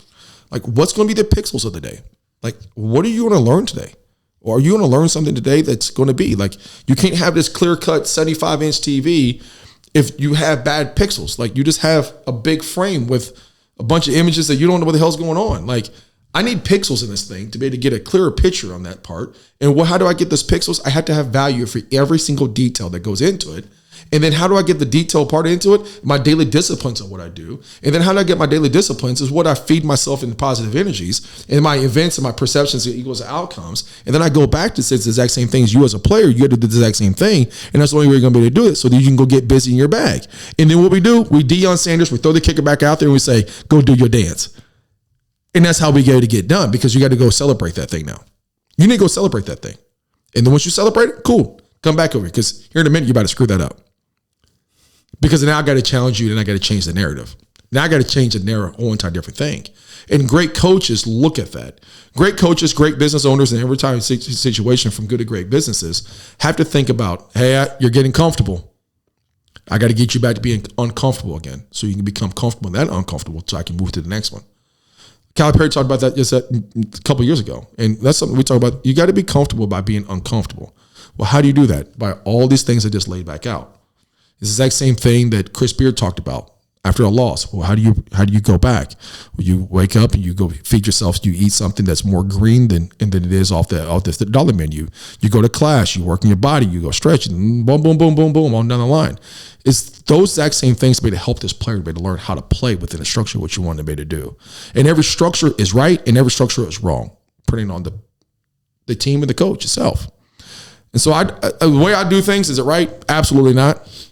It's not. I'll be the first one to tell you it's not the right way. It's the right way for me. And I think that's the exact same true for any blue blood. If you look at Kentucky, North Carolina, Florida State, Kansas, Michigan State, whatever, every single program runs a different system. Tom Izzo this is the way you're going to play. You're going to grind. You're going to hit somebody. And that's what you do. Kansas has big bigs. They play inside and they play out. And they're very smart and heady. Calipari has a little bit more space, but he does a hell of a job working with freshmen. Not every coach can do that. But every program does it well based off of what they're doing. I try to look at the exact same way for us. As a college basketball coach, when you are recruiting high school players, what are you looking for? That's tough to answer today. The portal has changed that. Like, the portal's changed that so much. I mean, it's unfortunate, but it's part of the deal. Like, I'm looking for a high school player. Like, okay, well, high school kid's probably not listening to me right now, and he should be. But, like, am I going to take an 18-year-old kid, or am I going to take a 22-year-old man that's been around the way and he's proven? But if I take this 18-year-old kid and if he produces well and he's all freshman of the year, I might not keep him anyway, right? So, like, at any level, like, if the kid's good enough to be a freshman of the year and you're coming from a big-time league, maybe not the American Midwest, but if the kid comes out of the Southern States as freshman of the year, that kid's getting poached by somebody. But see, like, the Southern States is going to sit there and say, cool, but I'm going to take this transfer that's bigger, faster, and stronger that I don't have to go and develop right away. But the kid, all I got to do is manage habits and change your habits. So that goes back to what I want to be able to recruit. When I look at a high school kid, I'm really looking at, is he game ready right now? What program does he come from? Did he come from winning? Has he been competing for a state title? Like, I want kids that play for state titles. That's what I want as a high school kid. Did you compete for a state title? That's what I want. Like, because then you understand winning. You understand sacrifice. You understand disciplines. If you didn't, I don't really need you. because you're not going to do that. Christian Davis, Cardinal Ritter, competed for a state championship. Like, I need a guy to win, compete for a state championship, because then you understand the do's and don'ts of everything. That's what I need, right? What's your skill set? Is a point guard spot? Okay, are you heady? Do you feel the game? Do you facilitate the game? Do you understand the game? Do you feel who needs to get the ball? Do they not need to get the ball? Point guards today, everybody's a point guard. Everybody's a point guard. I'm sorry, but you're not a point guard. Like, point guards are true. I mean, like Jason Kidd, Magic Johnson. I don't think Steph Curry's a point guard. I just don't. Steph Curry's a shooting guard. That's what he is, playing the point guard role. But Draymond Green executes offense. Like, James Harden's not a point guard to me. Those guys, they are not true facilitators. They're a ball dominant guys. Like, I want Chris Paul. Like, I need Chris Paul to be able to facilitate and understand what it is and what we need to be able to get done. And I think Chris Paul has hybrid into some of the new age game and calls his number too much at times. But, like, what is going to classify that? As a big, what's your skill set around the rim? Or are you a stretch kid?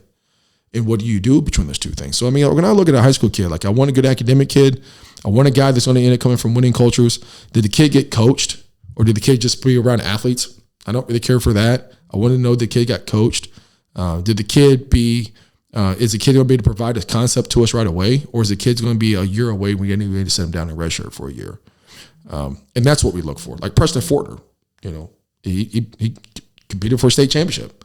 Like, I want guys that competed for state championships. I want to get a high school kid. If not, then I want to know that you came from a tough-nosed program, that you've been coached hard and you've been coached well and you've had disciplines in your life. That's what I'm looking for in a high school kid. So you mentioned the portal, which I've had a lot of conversations with people about. So you've kind of talked about, like, the impact that has on recruiting. Where do you see it going? Do you see the situation that it is now being like that forever? Do you see it changing? What do you see the impact on college basketball on players down the road? The portal showed its face last year in the Final Four in the NCAA Division I. Outside of UConn, every team was portaled. Every single team. San Diego was portaled. Miami was portaled. K-State. K-State was portaled. They were saying that they had, like, completely all new players from last year or something like that. Like, only 2 returners. Yeah, the portal. Colorado, football, portaled. Like, the portal, like, you think about this right now. NIL money and proceedings of kids. Well, NIL money is kind of really threw a wrench in everything, because if I'm NCAA and I'm a big-time athlete, well, I'm probably making more money now in college. What you are going to see is more 4-year players before they go on and play.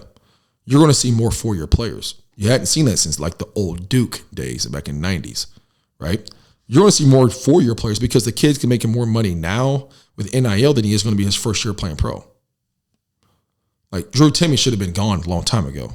But Drew Timme goes, "Whoa, I'm a big dude on campus. I'm making more money than I'm playing in the pros.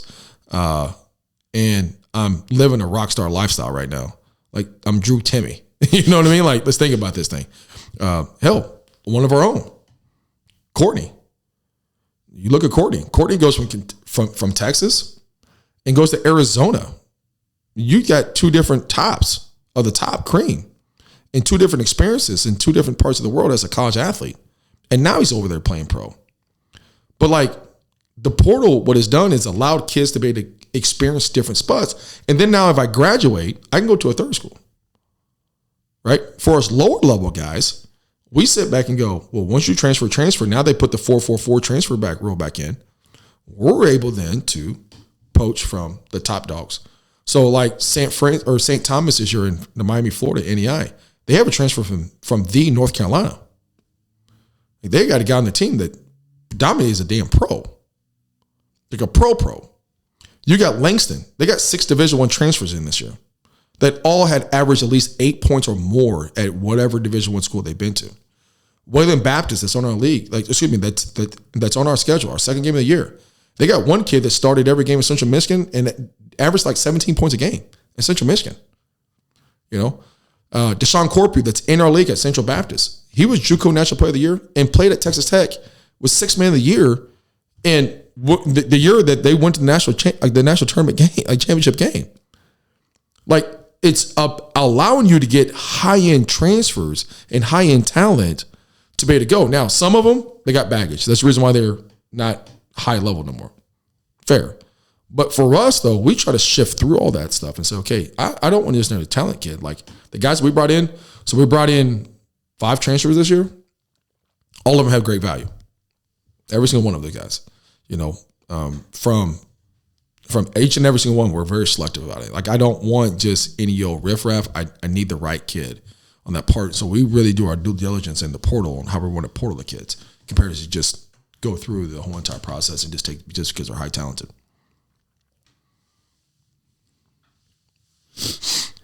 Where do you see, like, do you see the rules changing at all down the years? I don't know, man. I don't know. Until they get the collective taken care of and figure out how they want to handle the collective and the NIL, like, I don't see it stopping anytime. That's the unfortunate part of the deal. It's the way of life. It's changed everything. I mean, it has, and I don't know if they can get a hand on it right now. Like, they're trying to, but I mean, you're still gonna have guys transfer. You still have loopholes. There's so many loopholes that guys can get around with and be able to do all the time right now that can really try to find ways to be able to still get you to go back to Division I the whole entire time. And so, like, there's one way or another. It's going to end up being a deal that you can get out of the deal some way or shape or form in so many different ways. So I don't know if it's going to be handled anytime in the near future. The hope is possibly that they can get it back to being some sort of a trueness in some sort, maybe, 10 years down the line, maybe 15 years down the line, I hope. But like, until then, it's kind of, I think, just the new norm. I think that's just the way that it is. And I think there's some positive things to it too. Like, there's some positive things for the player. I think there's some positive things for the coaches. I think the players need some freedoms in the stuff. If a player goes there and it's not the right fit, the player needs to have an option to be able to go and not be penalized and be able to transfer and be able to play. Do I think the player needs to get paid? Yeah, I do. I think the player needs to get paid. I think all players should get paid. You can't work and be a high-end athlete. Like, you can't do that. Like, the lower level guys, yeah, sure. But the high-end guys, they can't do that. Like, you're not even allowed to. So, I mean, like, I think that the players need to get a check. What that check amount is, and I think that's a conversation that needs to happen because not every institution can pay. And now what we're doing is we're putting price tag on kid, and we're just basically saying, that's a $100,000 kid. Okay, well, I ain't got $100,000. So where's the $50,000 kid? Like, you're looking like you're walking to Target, like, I can't afford this TV. So where's the $50 TVs? Like, I need to know those, So, like, that needs to get changed. But I think for the overall perception of everything, I think the biggest thing of it is that I think it's just the way the new way is the portal situation. And I think there's some positive things that came out of it. There's some negative things out of it. But that's anything we do in society is there's positive and negative to anything that you do. I mean, you can nitpick the whole entire thing, but at the end of the day, I do think there's some positive things with it. But it has killed the high school kid. But that was killed also too because of COVID, which turns into a whole other conversation because you can get into political talk in that I don't like going into. But like, I think there's a lot of things that kind of already trial. I think it was already getting ready to come, but COVID just took and said, man, we're going to throw some triple golds on that thing, man. We're going to just throw this thing out there and let it roll, man. They just, them 10s, but we're going to keep them clean. And then all of a sudden now, man, them 22s now, and like, that's what they do. And now it's all out there. And we just said, whoop, here it is. We'll make everybody feel good. Oh, that's not good, And then that's like, what do we do? Well, I don't know. Let's change this, change that, and then we just got to figure it out. And I think that's what's going to happen. The one and dones, I think, is very slim now. If you notice, like, there's not very many one and dones anymore. You're getting paid more, so that's eliminated the one and dones. That's what they was really hoping for the NIL, eliminate the one and dones. Well, now you're going to 4 years, but now you just killed the high school kid because I'm getting more 4-year players, so I'm returning this kid. But if I'm not returning the kid, I can go get another kid. Like. Okay, so I lost you. You're my leading scorer. It's going to be hard to replace that with a freshman kid if I'm not a Power 5. So what am I going to do? Power 5 guy transferred. I'm going to go take this kid. Great. Or Power 5 goes, that's the best player at North Texas. Well, Perry now is at K-State. So I'm going to replace Marcus Noel with who? I'm going to go get this kid because I know this kid can produce. And he's one of the top transfers there is in the portal this year. So that's kind of what the jockiness is going on. And then it folks down to the rest of us little guys down here. There's definitely a ton of just different moving pieces. It's very intricate. You got player empowerment and then the business of NCAA, and you throw social media on there and players are like their own brand. So it's just all super, super complicated.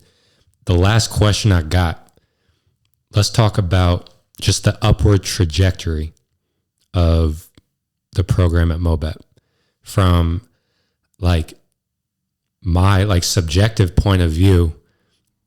I get more and more excited each year because I look at the rosters and the guys you are bringing in are people that I've played with or played against. Shout out to Dalen, shout out to Sam, shout out to Ray, shout out to Cortland, Keon, like all these guys, like if you're from St. Louis and you see the rosters, you're like, oh damn, I remember him. He's nice. So like firsthand experience, I know that the guys you're bringing in are certified and they can hoop. Objectively, we mentioned the conference championships 2 years in a row, I believe. So just talk about, as the last thing here, what has allowed you and the program to just constantly go on that upward trajectory? Well, man, I've been blessed with a great support staff. I mean, none of this is ever happening without support staff. I mean, none of that's capable on that part. I've been blessed with some great assistants and support staff, and over the course of all these years.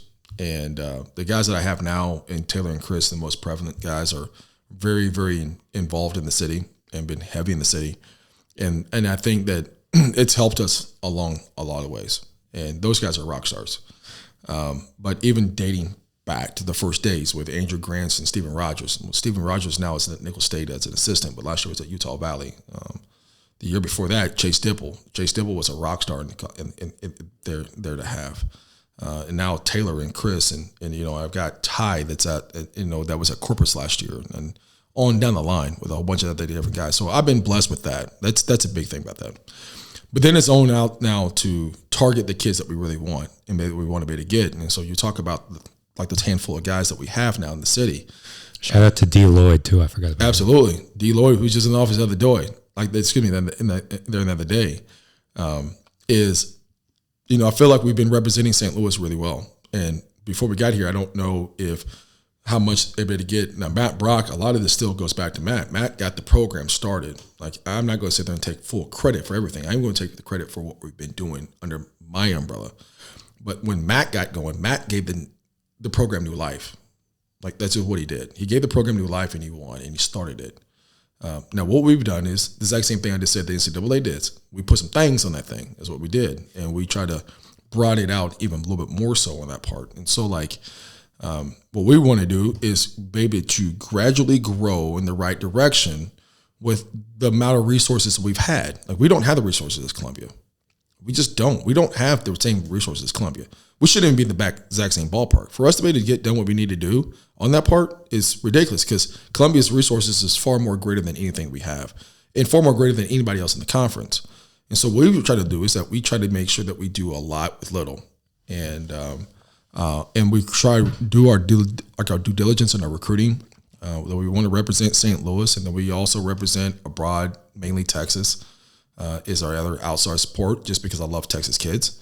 And so we get a lot of Texas kids, we get a lot of St. Louis kids, and we try to bring them back in there and try to put the best talented group in there. And then it goes back to the whole, the Mokan and the old thought process from day one is, you try to make sure you do everything the way you want to do everything. The way you do anything is the way you do everything. And so we try to make sure that we do that daily.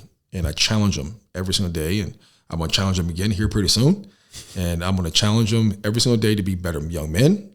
I tell them every single time, my job when you come here is to graduate you, grow you as a young man, make you a better future husband and a father and man in society, and be a professional in anything that you do. And if I can accomplish those goals, then I've done my job. And that's what we try to make sure that we do every day at MOBAP, is that we want to challenge them in their faith. We want to challenge them as young men. We want to challenge us being professionals on and off the court. And we want to create new habits by breaking old habits. And that takes time in that situation. If we can do those things, I think that's what's made us a trajectory to continue to go up. Now it's taking the next step is to represent well in the national tournament. And that's what we have to be able to do. We got to be able to represent well in the national tournament. And the job's not done until that. Like MOBAP in history has never won a national tournament game, and that's gonna change. That's going to change, and that's what I'm telling this group. You're going to change it. Like you don't have a choice. We tasted it. We was right there. We should have went to the Sweet 16 2 years ago. We stumped ourselves in the foot, and that still burns. And I've told this group, you're going to get it done because you don't have a choice. Because I said so, and that's what we're going to do. And that's our mission right now. Is get to Kansas City. There is no anything in between. I don't care about all this other hoopla stuff. Like I can care less about it. At the end of the day, it all gets taken care of on the floor, and that's what we want to be able to do. And I want them to be able to have that in some passionate way. And so hopefully we can get that done on that part. The job's not done. It's not done. Not done. It's not done. Well, I know that the guys have a practice that you got to get to. Yep. That may or may not be one of the fun ones. No, this one's gonna be fun. It's gonna be fun. It's gonna be fun. Okay. I gave it to him earlier. I'm gonna make sure this one. Okay. It's a love situation on that part now. And as long as they don't piss me off, we're all good. But we're going to be all right. Just got to have a balance. That's right. P, lots of wisdom. I appreciate the knowledge. I appreciate the free game. I appreciate you coming on here, man. I appreciate you having me on here, man. It's a blessing to be on here, man. Yes, sir. I appreciate the phone call, man. I feel good to sit over here, man. I had to get P on here, bro. I feel good to be over here, man. I'll be blessed to do this, man. I had to get P on here, man. Anytime, brother. Appreciate you. Anytime. Episode 7 in the books.